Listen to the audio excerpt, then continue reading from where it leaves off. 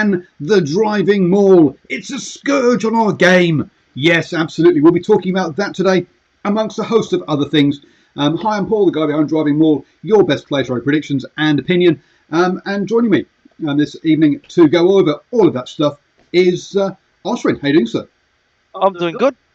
Doing good. But I was just like, just to be clear, we don't want to ban this show. No, well, no. This is the Hash Rugby Chat show, obviously. But I have a new toy, so I'm going to have to use it. So, welcome, Oswin. Say something. Oh, something!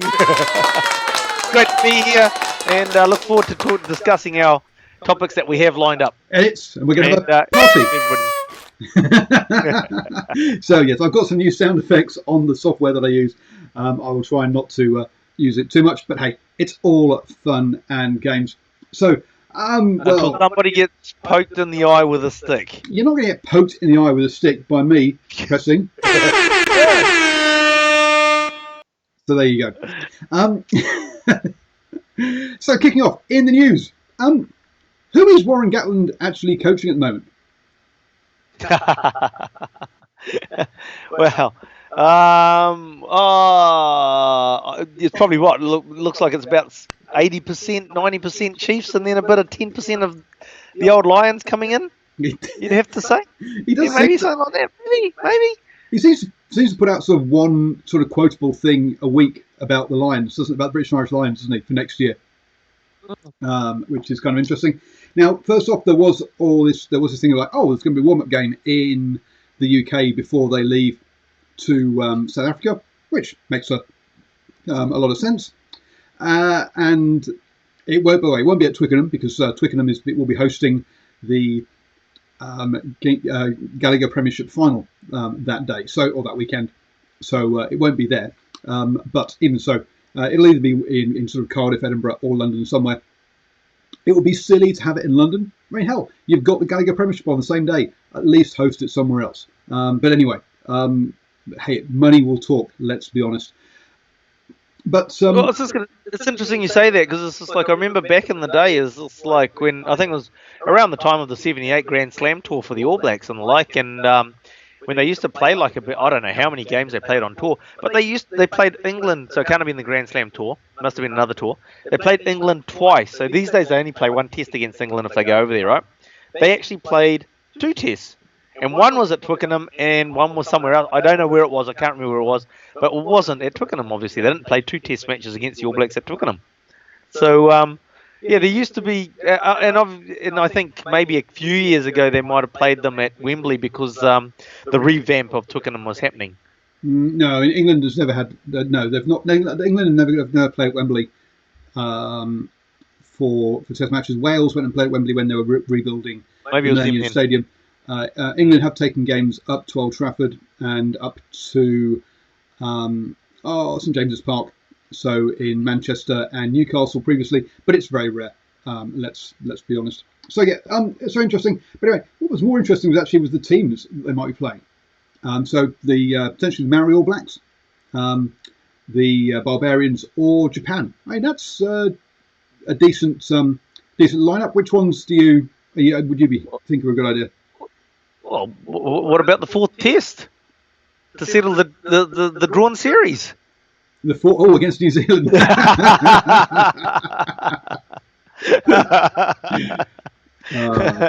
No, they will not be ready to play All Blacks by that stage. I think the Maori All Blacks appeals because obviously they don't get the run-outs that we'd like to see them get, and I think that would be a great game for them to run them out for. There hasn't been a really strong Maori All Blacks team since the last time there was an absolutely 100% full strength Maori All Blacks team that I can remember was when the Maori All Blacks played Australia in Australia, and you had the likes of Ron Cribbs, Troy Flavel, I think Carlos Spencer, Tony Brown. So this is a long time ago, but it was a full strength, basically, you could say, Maori All Blacks team. If we could actually get all of the eligible Maori All Black players available and send them off to play against the Lions, I think that'd be an awesome game to watch. Well, the other year when New Zealand played Ireland, I think it was. The Maori All Blacks played the USA in some sort of double header or rugby weekend.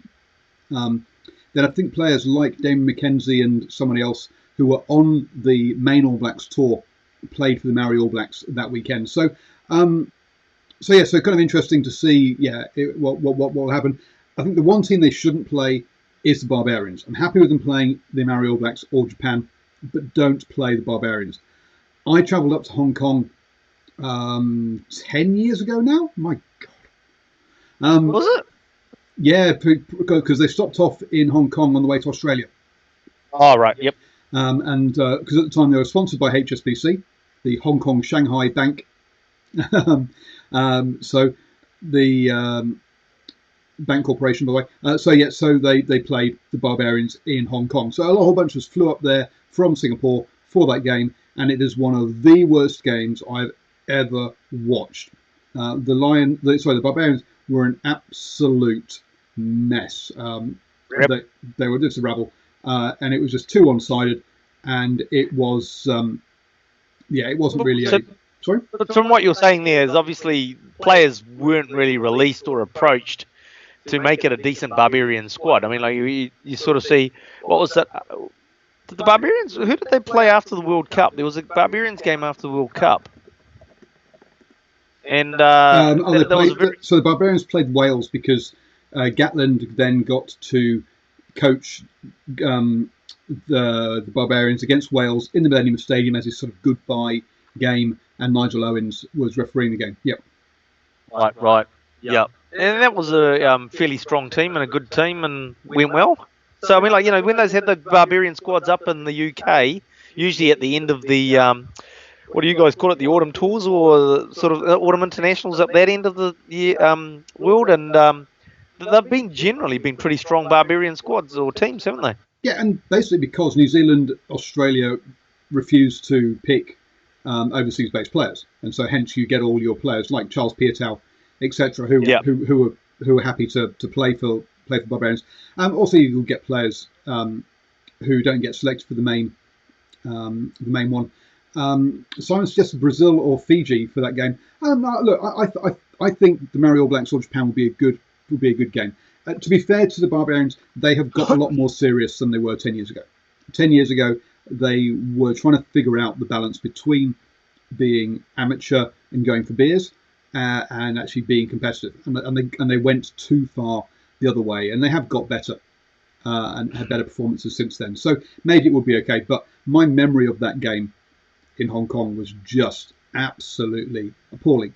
Great weekend party in Hong Kong, don't get me wrong. Hong Kong's always a great weekend for partying. So as soon as the coronavirus is over, folks, get in there for that Hong Kong Sevens. It will be a blast. But as far as playing them, I don't think that would be a good choice. Trip to Japan? Well, no, it'll be in the UK. So Japan would have to travel over to the UK. There's no way the Lions are going to fly all the way to Japan and then all the way to South Africa. That would just be crazy. So yes. Yep. How many games are there before the first test? Less than not many, if any. There are. They're not playing. Yep. So the one place that's missing out of any games is the Cheetahs in Bloemfontein.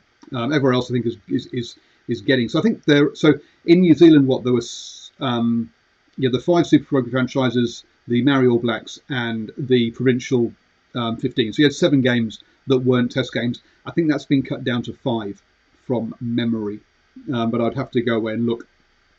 So the Barbarians played Fiji and Brazil last year. Oh yeah, the Barbarians have had some good, much better performances recently, as I say, and they've taken it much more seriously, which is good. So yes, Joshua's asking around Gatland's commitments with the Chiefs and how that's going to work. Essentially, he's taking next year off and won't be with the Chiefs at all. And so, there's. Did they actually advertise? I think they've actually advertised for a head coach, haven't they, to replace him for the year? No, I don't know. I cannot answer that one. point blank. I would honestly have assumed that they would basically like when Gatland came over with the Lions to New Zealand and for Wales, was it who took over? I want to say Howley. He did Howley for a bit, but then he joined the Lions, and it was Willie John McBride. Yeah, so that basically there was a 1 year there was a coach for Wales. So it was just the assistant coaches stepped up. I thought, but and that's what I thought. Yeah, will be the same thing because Tabai Matson's there, if I remember rightly. So they've got good backup staff in terms of coaches. So I could imagine, depending on how this year goes in particular, if it goes well, he has confidence in that the coaching setup. Then one of them will just step up.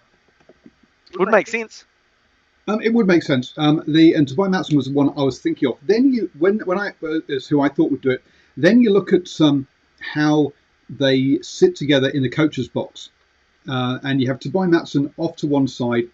You have I'm trying to remember the names, which I'm just trying to bring up the coaching squad, the webpage. Yep, to bring up the squad. And I've got too many windows over everything, so I can't see what I'm trying to do. And then you've got anyway, let me bring up the coaches then, because I'm one click away, so I can stop filling now. So you've got Tobias Matson. So when they're listed on the website, also they're not in the order you expect. So Tobias Matson, Roger Randall on the other side, and then Neil Barnes sits in between them. And if you look at the order that they're listed on the website, it goes Warren Gatland, Neil Barnes, Tobias Matson, Roger Randall, David Hill. So Nick White, Nick White, and then Nick White as well. Last, look, Nick White will not be head coach for the because harsh but fair. Well, yeah, but Whitey just doesn't hates being put in front of a camera. There is no way that Whitey wants to be a head coach. I'm pretty sure he just doesn't want the media duties. Yeah, being head coach for Auckland didn't go too well for him either. I don't remember him doing that, but trying to get. I mean, look, I went to every single Waikato home game and quite a few away ones, plus a whole bunch of midweek training sessions, media days as well. But the only guy turning up, and Nick White would never wanted to get in front of the camera. So it was always Andrew Strawbridge and Roger Randall, who were the two that I got to talk to. So yeah, no, I can't see that being ever something that Nick White wants to do. But looking at the list and the order that they're here, the way they sit in the coach's box, it looks like Neil Barnes is the senior assistant coach. Well, it can't be Roger Randall, so I don't know if he's still allowed in South Africa or not. Yes, he's still allowed in South Africa, so stop it. Dearie me, we're not going back. So that's winding back the clock. That is winding back the clock, yes. Now, look, I know you're saying Neil Barnes, but to my mind, I think they'll keep Neil Barnes in that sort of secondary role, and they'll put Tabai Matson up to the top. Because you've got Neil Barnes there as a mentor, sort of almost with helping out Tabai as a head coach and sort of giving him that leadership and guidance and growing a leadership group as well. Because, when Warren Gatland becomes the All Blacks coach, you'll have someone step up. You see what I mean? So I can see them. I think it's Neil Barnes or Tabai Matson. That's the options. Yes. And absolutely. I'm sort of thinking they'd do that with a Tabai Matson, with the support of Neil Barnes there to help him grow and to be comfortable in that role. So yes, so Tobias Matson's who I thought it was going to be. I say I'm having second thoughts now around that. Maybe it would be Neil, but yeah, Tobias Matson's who I would have wanted, who I naturally thought would be would be it. Josh is having a chat in the live chat about the most successful British and Irish Lions coaches, and yes, Ian McGeechan clearly is associated with that. But when you think that Gats has won in Australia, drawn here, if he gets another win, that would definitely cement Gats as being as the best Lions coach. Lions coach, having never lost at all. Geach I was going to say, has lost a tour or two. because I mean, I know yes, South Africa's obviously world champions. But will they get their European players back for the Lions tour? Because if they don't, then they're not going to be as strong as the World Cup squad or the World Cup team. Well, they're saying And the Lions are definitely going to be strong. It's going to be interesting to see how see what happens with the Springboks this year. Okay, I mean, a lot of players have gone overseas. Malcolm Marx in Japan, etc. So RG Steinman's over there having fun, basically walking around twice the size as anybody else, which it's just not fair. You got to remember that the players they're playing against are not up to Super Rugby standard. So yeah, it's really he's breaking people up there and putting them in hospital, I imagine. So the one of the things that Razzie said at the end of before the World Cup was that look, next year they are going to be selecting players from overseas. Now, historically, what they've done is that we've seen now Argentina do the same sort of thing where they'll select European players for either the Rugby Championship or the November tours. He said, look, that's not going to happen anymore. They are going to be selecting players from overseas and using them as much as they're allowed to. So it is going to be interesting to see how South African selection policy changes.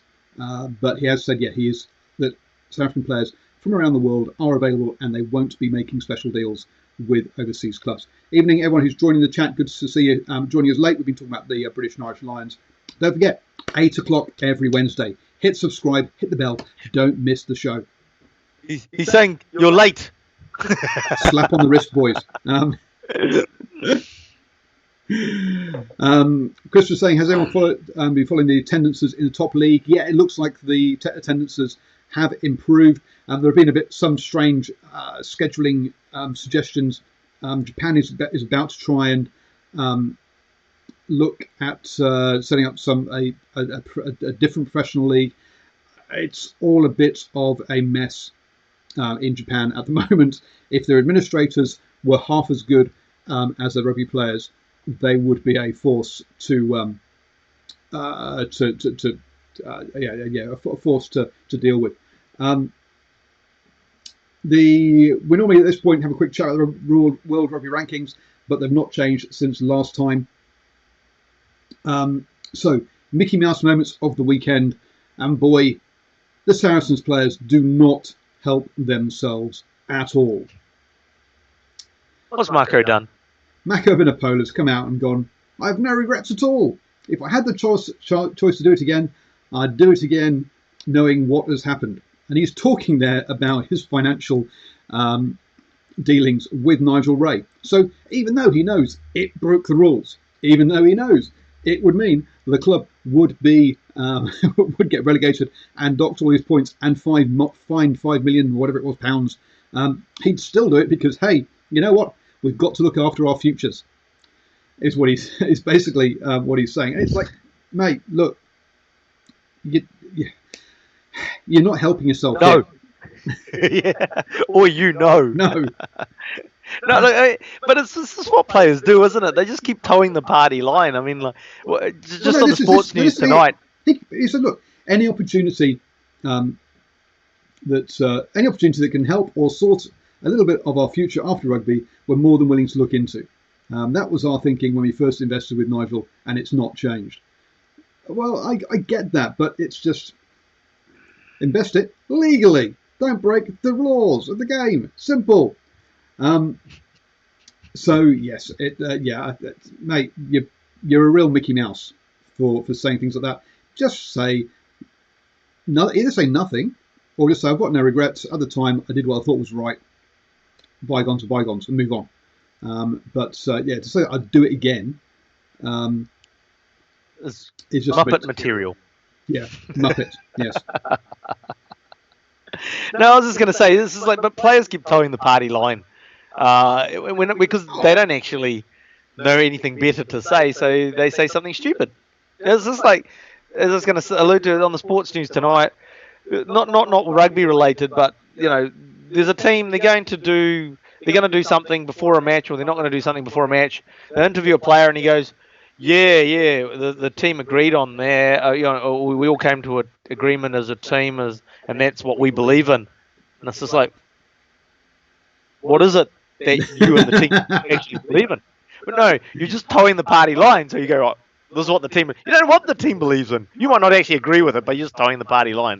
In fact, I don't think you didn't agree. There's towing the party line and saying, look, we did what we thought was the right thing, for the wrong reasons. Oh well, the right, yeah, we did the right thing for the. But look, just say that, and just, but yeah, say you'll do it all over again was just nuts. So he may or may not be playing for Saracens next year. Nobody's going to be playing for Saracens next year, are they? Oh, Jamie George is staying there. Yeah, I know they have, but they'll be playing second division. Oh yeah, absolutely, that's fine. Yeah, Jordan, I agree. That's very selfish of Mako to say. Absolutely, it's dumb. I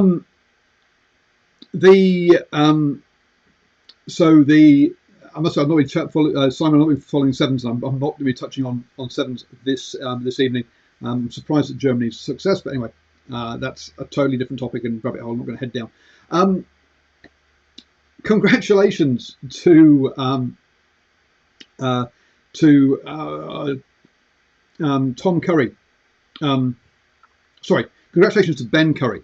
You get the right one here. Ben Curry for his 100th cap or 100 professional games for sale this weekend. This kid's 21. He's played 100 professional games. When did he start playing? Well, clearly like 3 seasons. That is absolutely nuts. So yeah, player welfare, folks. It gets to, yeah, look, with Tom being an international, hey, puts a bit more pressure on Ben to play games because Tom's away with England. But seriously, wow. That's more than 30 games a season.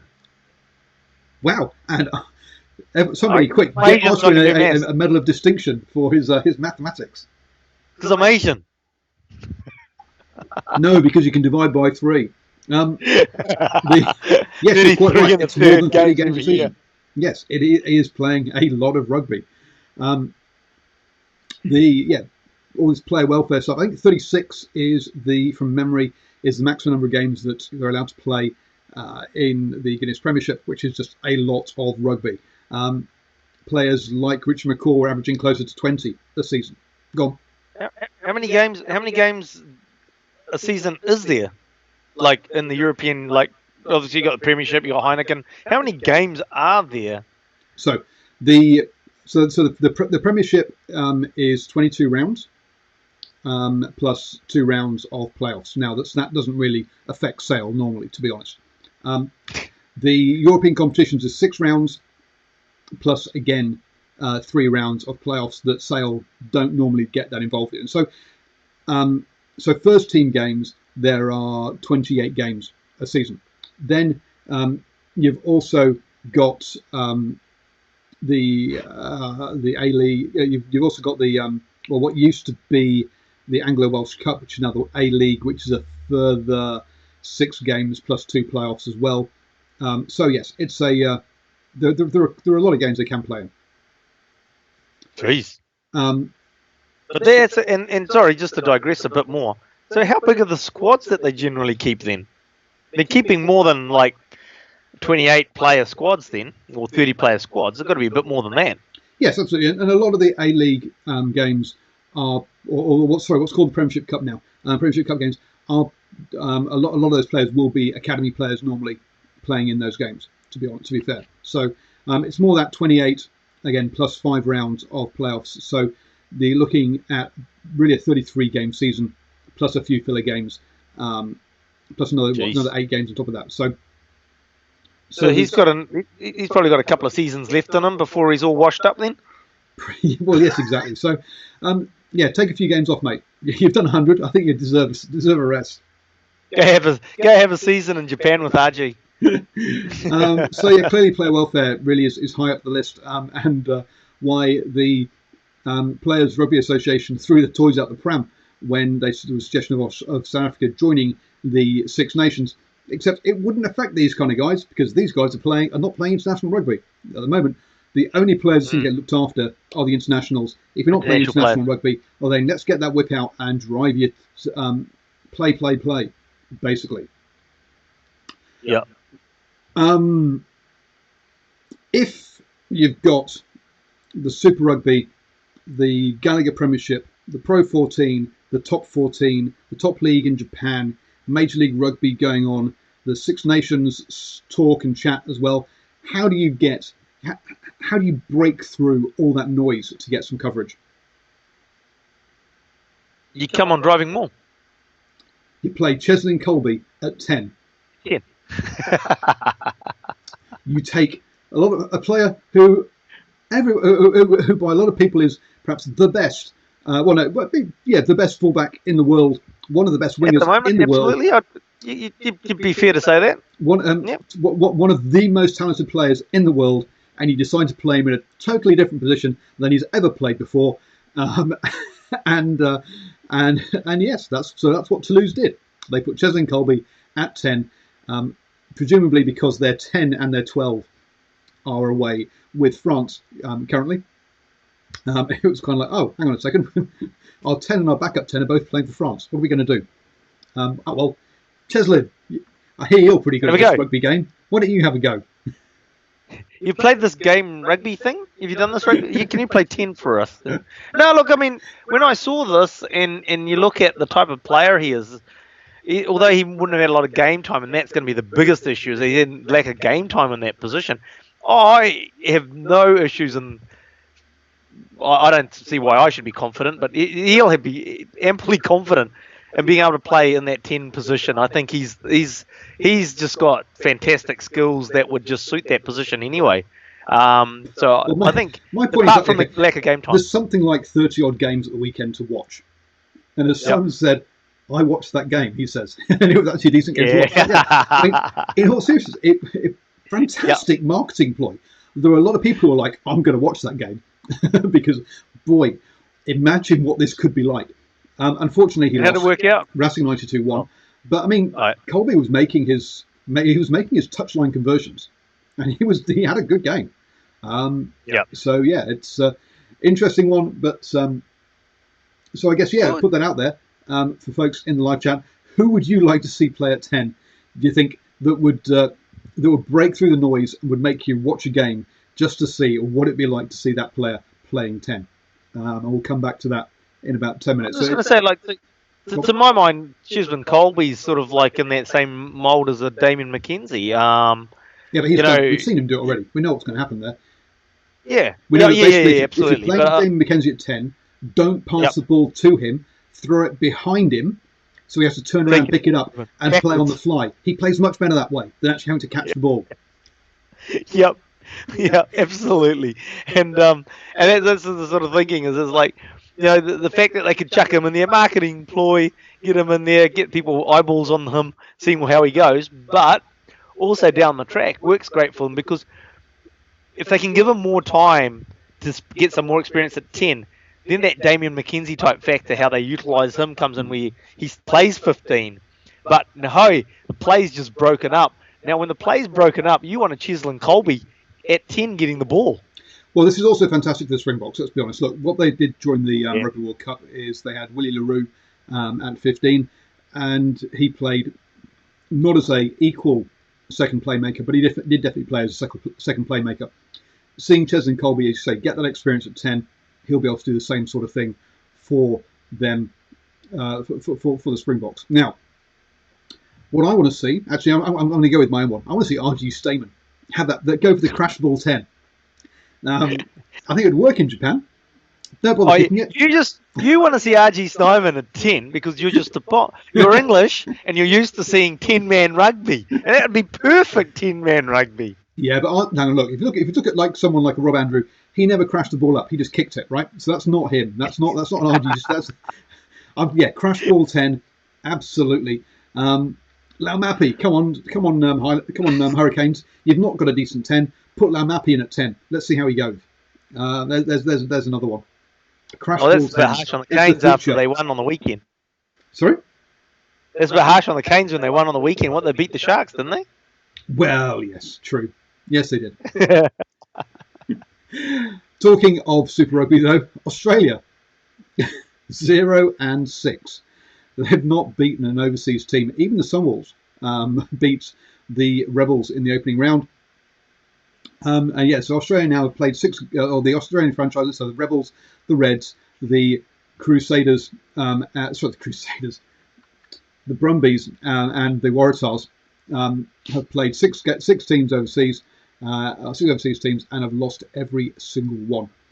This weekend, the Rebels get to play the Sharks, so that they'll try and rectify that, followed by the Reds playing the Sunwolves, and then finally the Brumbies host. I've gone blank. Who are they hosting? Oh, Brumbies. Oh, they're away to the Crusaders, away to the Chiefs, or hosting the Chiefs. Brumbies. Oh, geez, sorry, my computer's throwing us bears as well. Yeah, Brumbies Chiefs. Brumbies Chiefs. Chiefs. So yeah, so you got Reds. Yep. So you got Rebels Sharks, Reds, Sunwolves, and Brumbies Chiefs as the three opportunities this weekend for that for that game. We'll see. Simon will see Boffelli at 10.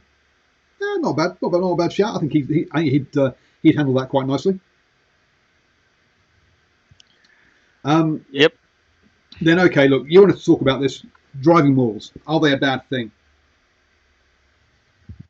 They are. They're a blight on the game. I just sort of. They're shocking. They really are. They're really shocking. I mean, even when we're sitting there and the Blues can finally get a driving maul together and maybe score, because they, once in a blue moon, they occasionally do get the rolling maul. You're sitting there and going, oh, okay, they scored a driving maul. There's nothing constructive about a driving maul. People are going to say it's part of the game. It's in the rules of the game. Well, there's a lot of the driving maul that contradicts rugby law. So it's crazy. You drive the maul, you set the maul, you drive it over the line. Now, unless the ball is right at the back, which the plan is, but it isn't always. If the ball is in the middle and they go down to score the try, where they collapse to score, they've just collapsed their driving maul, which is illegal. The attacking team never gets called for collapsing a maul. And in fact, even when they do collapse it, the ref will go, "Oh, you collapsed it yourselves." Well, hang on a second. That's then surely the defending team should get the penalty. No, doesn't happen. Now the reason this came up is because at the weekend we had the Brumbies scoring a hat trick of driving maul tries, and the Jaguares went, "Anything you can do, we can do better," and scored 4 line-out maul tries. Or driving maul tries. But perhaps the best and maybe the worst one was actually it was in Major League Rugby, and I've just gone blank as to which team it was. It was a team playing the Toronto Arrows. Anyway, they set up a line-out maul to try and win the game, and their 14-man maul got held up over the line. Oops. Oops. What I'm imagining there is the fact is that they set the driving maul. Yep. The defence got it and held them up. The ball's now tied up, and so the backs came in and pushed it over, but the ball's still tied up in the middle and never got down. Well, no, the backs did come in, and they just never passed the ball backwards. So eventually, it got tied up in the middle. But yes, it should have got passed back a lot earlier. It was poor technique. Look, there's elements of the driving maul that are even in the middle of the field or whatever. I don't necessarily agree with. I think it's effectively obstruction that's occurring. I think they need to do something about it. To kick 40 meters out and get a good kicker, kicks at 5 out, and from 40 meters out, then you've got a penalty in the corner and you do a driving maul.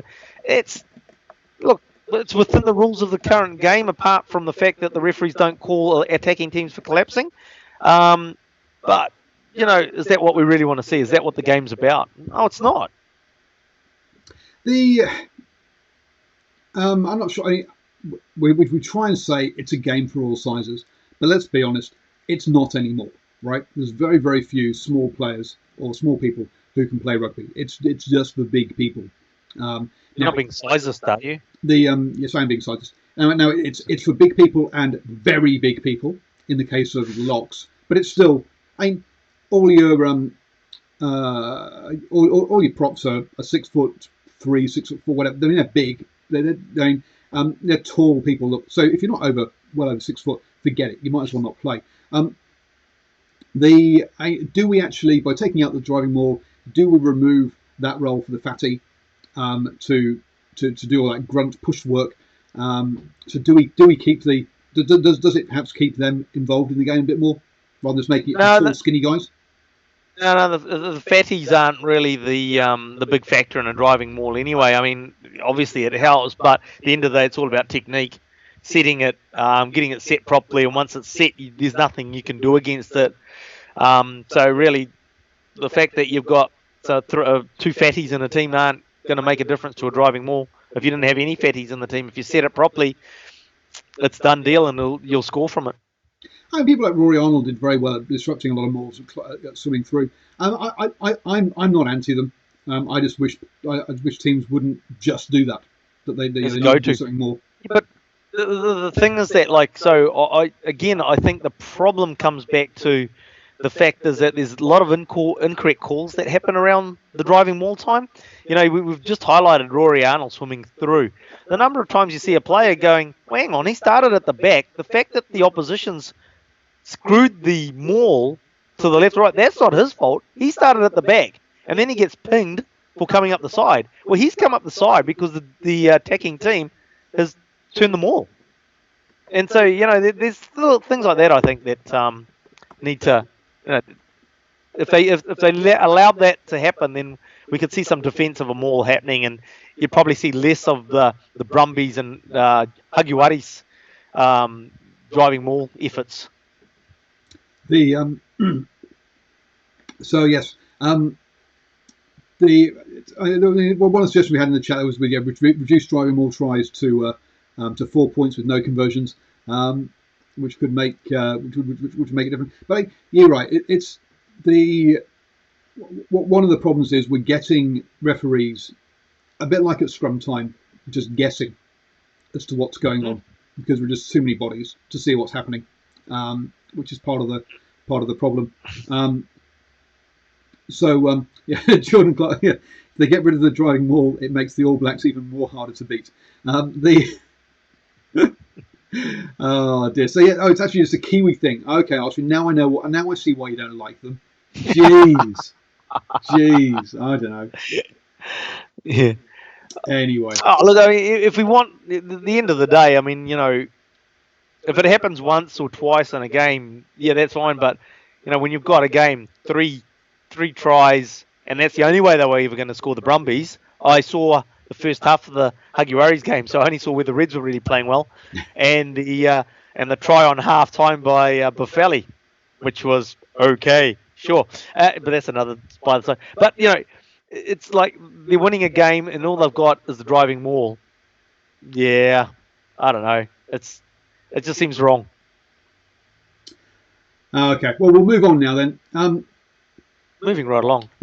So we've had Mark Robinson talk about how we must immediately get another team into the Rugby Championship, which from what I can tell means sometime in maybe 4 years, which means immediately, urgently, we must do something. And we've had him and Brett Impey and Steve Chu go, actually more Steve Chu and Brett Impey go, we've tried to do so much for these the Pacific Islands at World Rugby, but everyone votes against us. It's not our fault. It's all those Six Nations people. So it was interesting to hear Hale Topol come out and basically say, look, having players be able to change allegiance would be nice, but at the end of the day, what Pacific Island players want to do is to be able to play the rugby in the Pacific area and not have to go to Europe. But at the moment, because New Zealand Rugby counts them as foreign players, they just can't stay in Super Rugby. So just stop counting Tongan, Samoan and Fiji internationals as foreign players, as far as the New Zealand Rugby franchise is concerned. And hey presto, the world's a better place. So, if they do that, yep, how's that help New Zealand Rugby? Oh, it's just about me, me, me, me, me, me, me, me, me, me, me, me, me, me, me, me, me, me, me. Well, the fact is that they need to. I mean, we've seen what's happened to French rugby, where they just had imports for Africa and how that affected their national team. We know what's going to happen if the All Blacks have no limits on players for franchises at Super Rugby level. Now, it's going to be detrimental to the All Blacks brand. Is that a good thing? If you're the chairman of New Zealand Rugby, if you're the CEO of New Zealand Rugby, are you there to make sure that New Zealand Rugby exists and prospers, or are you there to be a beneficiary, look after beneficiaries? All right. Now, here's the other thing I'm going to say. So Hale Tapole came out, and this is like, oh, I'm going to give up on World Rugby and I'm going to target New Zealand Rugby. New Zealand Rugby looks after a nation's rugby. World Rugby looks after global rugby. Well, who should you be targeting if you're a South Pacific country? Yes and no. Okay, World Rugby actually doesn't really exist. World Rugby, at the end of the day, is a group of people who vote on something. It's not an entity in the same way that a New Zealand Rugby or an RFU or that is. They actually, if just because Brett Gosper says to do something, he can get voted out by all the union heads, and they say, "Nah, we're not going to do it." And we've seen it happen on a number of occasions. So World Rugby, where World Rugby says they want to do something, and they want to do something else.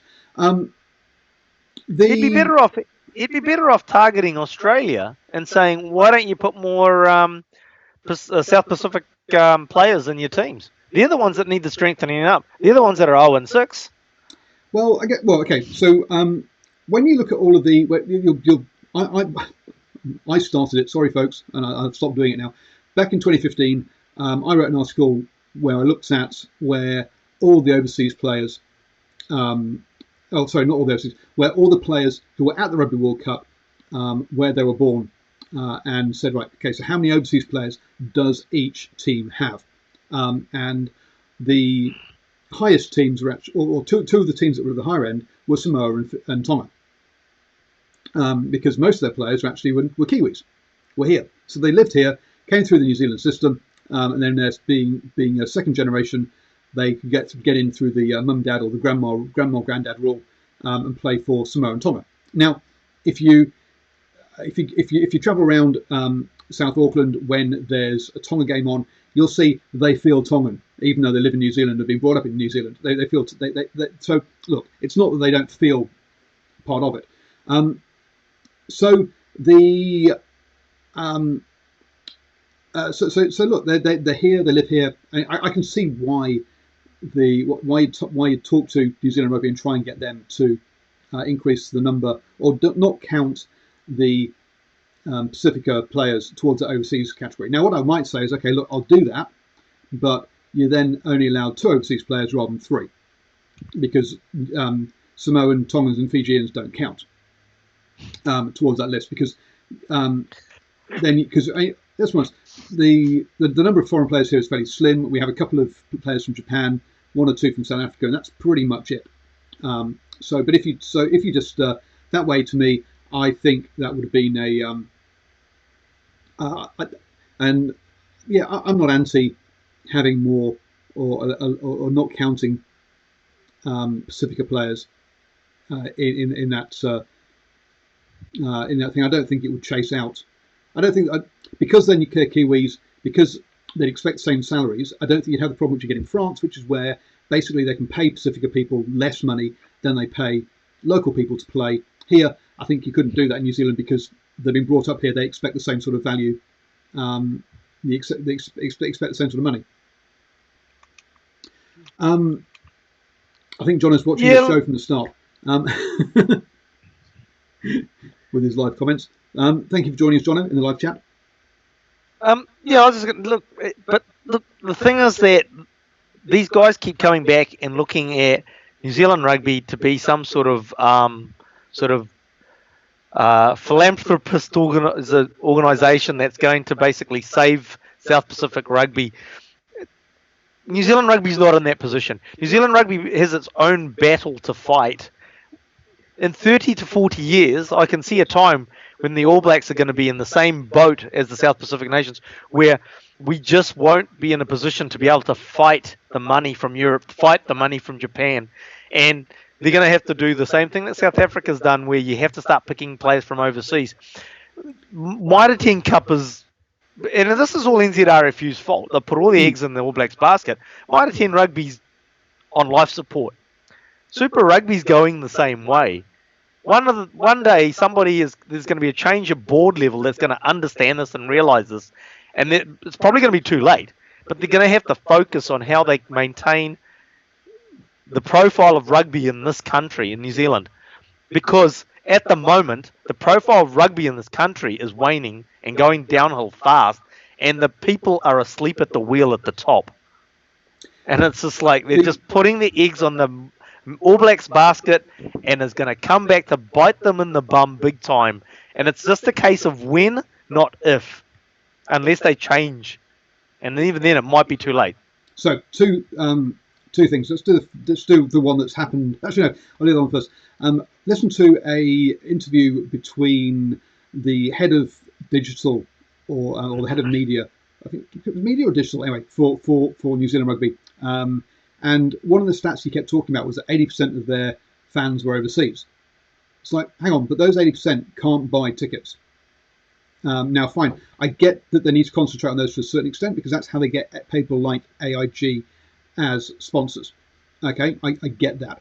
But the amount he concentrated on that showed you that that's where he was targeting his digital marketing, was at that overseas crowd, not the crowd in New Zealand. And as you say, looking at the All Blacks brand and how can we monetize it, not at how do we keep the game healthy in New Zealand. With all due respect, that social marketing guy, whatever, is an idiot. Simply speaking, because if he doesn't promote the game in this country and they don't get the kids coming through and playing the game, they're not going to have any players to pick to then go and promote to these overseas 80% fan base.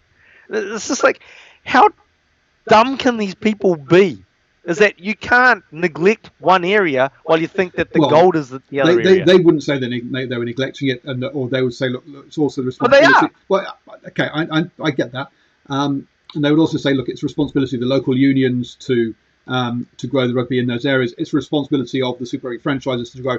The problem that the Super Rugby franchises and the local unions have is that, especially on the digital media thing, now I've not seen this and I'd love to see it, but from what I understand is there are some very, very strict rules handed down by Rugby New Zealand at them, and they're basically playing with one hand tied behind the back as to what they're allowed to try and do on social media.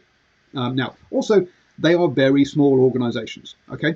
The Chiefs have, I think it's one digital person, and she's supposed to be an expert across all the platforms, i.e. videography, writing, photography, graphics. She's supposed to know supposed to be able to handle 5 or 6 different social media platforms. Look, one person can't do it. Now, but to run an organisation for basically 5 months of the year, how do you run a large professional organisation for 5 months of the year and then have nothing for them to do for 6 months of the year, or maybe 6 and 6? If you think about it, they run through to about June. They start in maybe December, so maybe there's nearly 7 months' work. The other 5 months, what are they doing? They don't have. There's no rugby. There's no. All the players disappear off to either the All Blacks or the provinces, and suddenly these people just don't have a job, really. So anyway, look, I mean, just to finish that off, I mean, the problem is their catchment pool is actually getting smaller. They don't realise it, but their catchment pool is getting smaller. When somebody made a comment on social media, Twitter probably, talking about, why do we have this big sort of halo over Auckland First 15 rugby when you look at the under 20 squad, how many of those kids come from there? Forget about, again, you're focusing on a premium bunch in the under 20s, All Black under 20s. What the key is, have a look at how many players from the Auckland First 15 competition are playing in Mitre 10. How many players from the Auckland First 15 are playing in Super Rugby? How many players from Auckland First 15 are playing in the NRL in Australia, right? And when you realise that those player numbers are diving, then you come to the realization your player base is diminishing of where you're getting your premium players, because they're going. My brother and I were just talking about this in the stands last week at the game, the Blues Crusaders game. Where's the locks coming from in this country? Well, because Pari Pari Parkinson and Quinton Strange are basically it in terms of the latest that we've seen coming through. They're not coming through because they're tall guys and they're going to play basketball, especially the guys that you want, which have got ball skills and they're tall guys.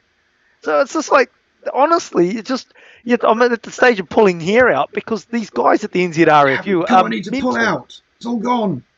No, sorry. Now, look at, so there's definitely a lock problem because look, Tom Robinson, who is playing a lock for Auckland, is not a lock. He's a 6. Allardyce, again, a better 8. Sorry, not Allardyce.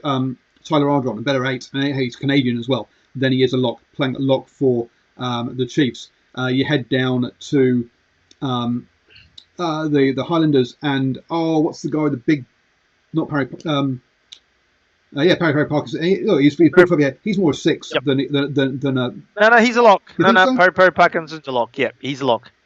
So Parry is who's the guy that moved from the Chiefs to the Highlanders? Plays for Taranaki. Looks like the cartoon character. Yeah, names escape me too. Sorry. But he's a 6. He was playing lock for the Highlanders at the weekend. There's a lot of 6ers stepping in and filling. Jesse Parity. Who, sorry? Jesse Parity? Just Parity, yeah. I'm pretty sure he was. So look, there's a lot of 6ers currently stepping in and filling in for locks at Super Rugby level. It's going to be even worse at minor 10. And the issue isn't actually at line-out time, because the thing is that with lifting, you can actually get over short line-outs.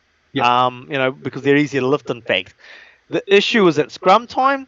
The issue is at ball carrying time when you have to bash it up. And the classic example, you've mentioned him a few times in our show tonight, and R.G. Snyman. You don't want to lift that guy in a line-out, to be honest. Right? But where he's weight and gold is in the scrum, and basically when he's taking the ball up. When, you need the hard yards, you're going backwards, you give it to someone with bulk and size and grunt, and they take it forward for you.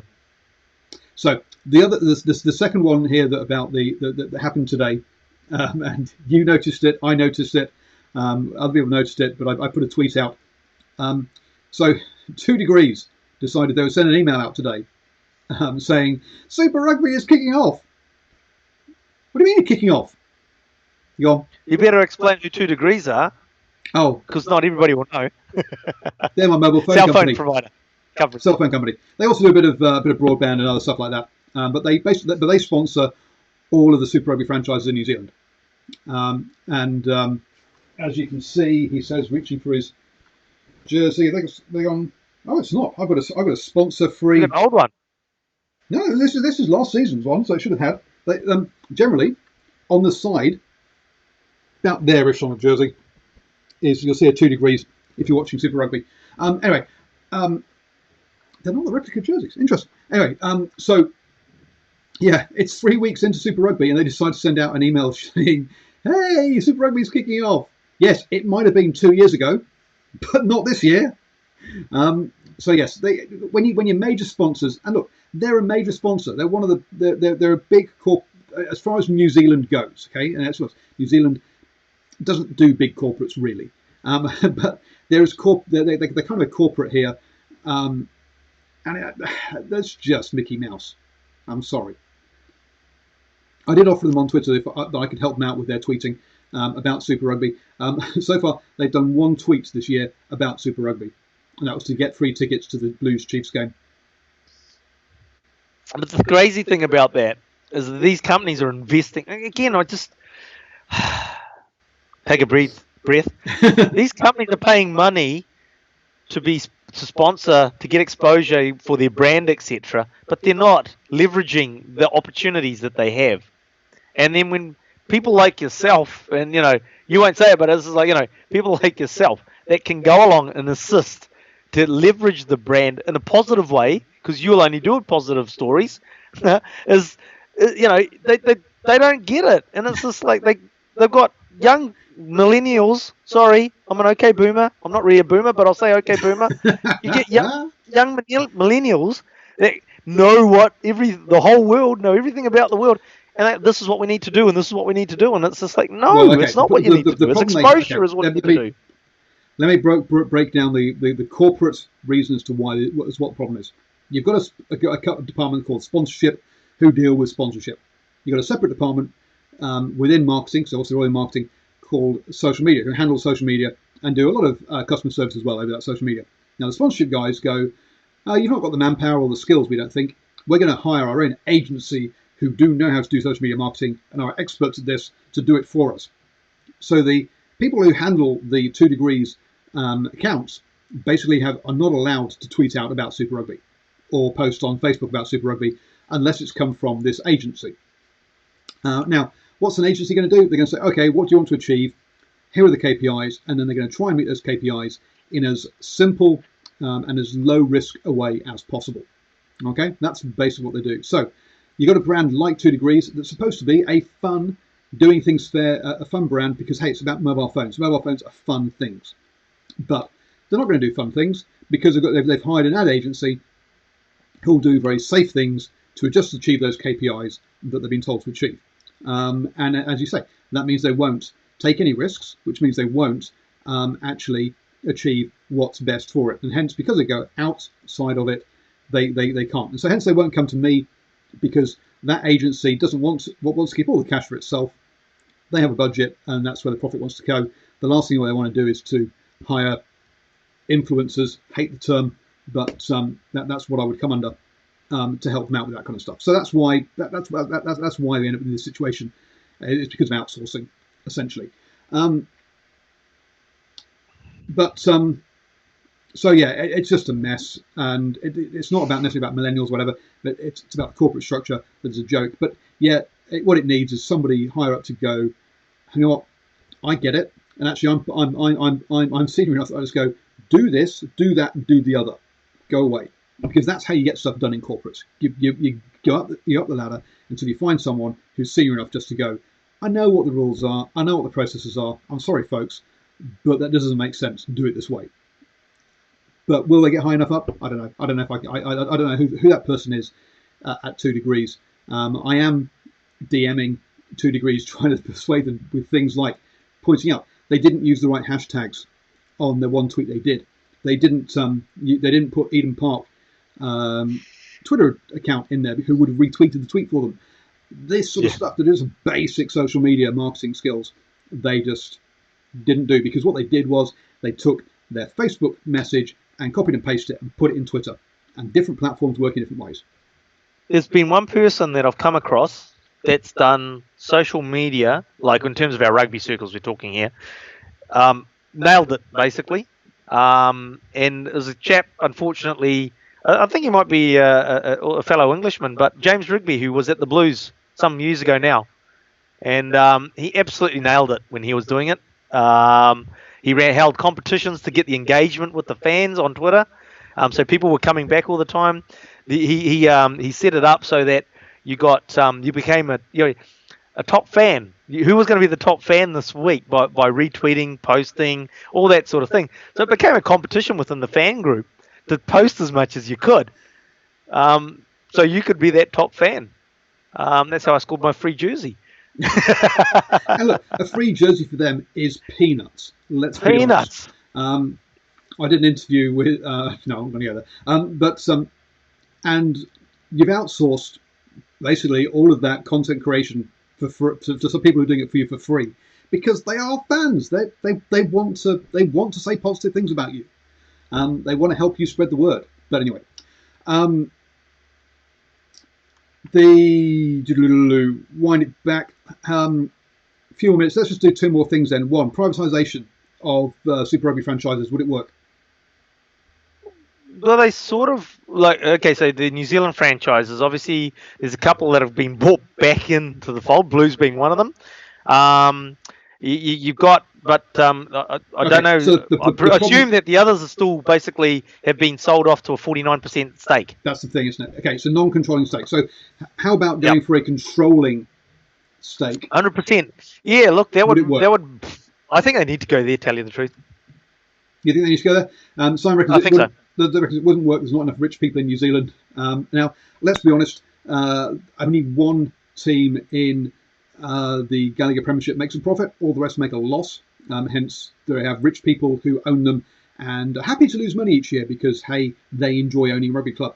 The French league, Bougelad decided that as a multi-millionaire, he wasn't rich enough to run and lose money on Toulon anymore, so he had to get a guy who had so he was 7 figures rich.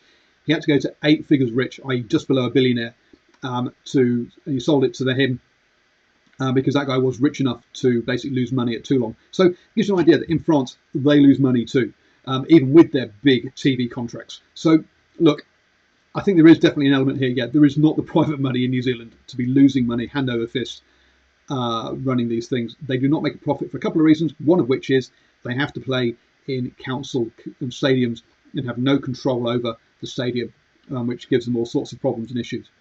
So Nothing stops them building one, though. That's very true. Have you seen how long they've been trying to build one on the waterfront in Auckland? So basically. Well, just to back that up a bit, private ownership of rugby clubs or Super Rugby clubs in New Zealand can work, because if you look at like the NRL, basically, they've got private ownership clubs within there that you don't make money, but you don't lose huge amounts of money. So it is a hobby. Yeah. Is it a hobby? There's no doubt it's a hobby, but then you can do that. But if you get someone like, if let's take the Blues, let's just use the Blues as an example because it works because of the waterfront stadium scenario. If you get somebody comes along and buys the Blues, and then he gets together with some other mates and says, let's build this waterfront stadium and and the Blues will play there, right? Now you've got an anchor team, for want of a term. That stadium's not just going to have the Blues playing there. They're going to have Elton John having his 3 concerts when his throat's working, doing his concerts. They'll probably talk to the Warriors or the Phoenix to come along and play there as well. We wish you the best. We know you watch the show. Please get well soon. But you see how a dynamic like that could work if there was a privatisation around someone like the Blues. You've already got privatisation around other sports codes and teams in Auckland, and you could sort of create a stadium and then they'd come there and work together and you'd have other events going and you could make it work. So we're talking about teams like the Tuatara, who are the baseball team, the Breakers, who are the basketball team, those sort of teams. By the way, and the Warriors, who we don't want to talk about because we're a rugby show, not a league show. So maybe it could work, but Final question then, guys. What would happen if New Zealand lost the Bledisloe Cup this year? Would Ian Foster be gone? Yes, he would very quickly. Look, here's the no. 2 years. I give them 2 years. I mean, I think if they lost the Bledisloe this year, there would be a lot of angst, huge amount of angst.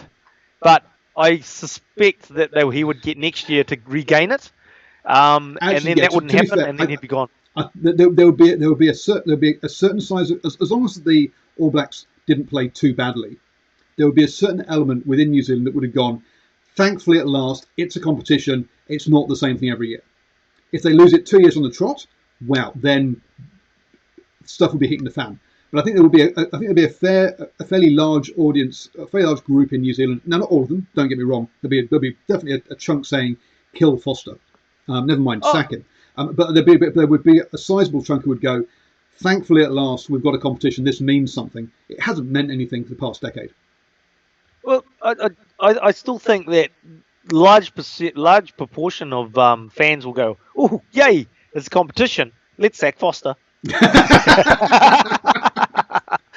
Trust me, I'm pretty confident that would be the case. Yeah, they wouldn't be angry with the players, is what I mean, I don't think. I think actually New Zealand fans, the All Black fans, wouldn't mind losing the Bledisloe, to be honest. Just not at Eden Park. Well, it's not being played at Eden Park, that's fine. Yeah. Interesting, Simon makes the point that the Tuatara have got a bunch of money from Asian backers and the Breakers have got a bunch of money from American backers. So, yeah, so it's overseas money as well. It'll be interesting to see how the Kiwis will Breakers respond. Sorry? This year is the first year that the American syndicate has owned the Breakers. Before that, it was a New Zealand owner. So he's an Auckland owner. He's built it up to something that is viable and then sold it and then got other investors. Oh, well done to him. Cool. Well, hey, we've overrun slightly, but hey, we don't mind. I'm off to have port and cheese. What's the rest of your evening looking like, Ashwin? Sleep. So, folks, remember, 8 p.m. every Tuesday we're here. I'm also here on 8 p.m. on a Monday and a Thursday with Super Rugby previews and reviews, other way around. Don't forget bell, subscribe, bell below. Also, head over to DrivingMaul.com. Predictions for Super Rugby, the Six Nations, the Pro 14, the Top 14, the Gallagher Premiership. Major Rugby isn't up yet. That will be up within, tomorrow. So that's all there, available at DrivingMaul.com. So go check that out. You can support the channel over there. You can buy me a coffee over on the right-hand side of any article, $5 New Zealand. That'd be very nice. I like coffee. It keeps me awake. Or you become a supporter of the channel for only $1 a month or more if you like. One guy gives me $50 a month. I like him a lot. He's my bestest friend ever. So if you want to be my bestest friend ever, you know what to do. Thank you, everybody. Thank you, Ashwin. How you doing? You seem to be passing out. Good guess. Good night.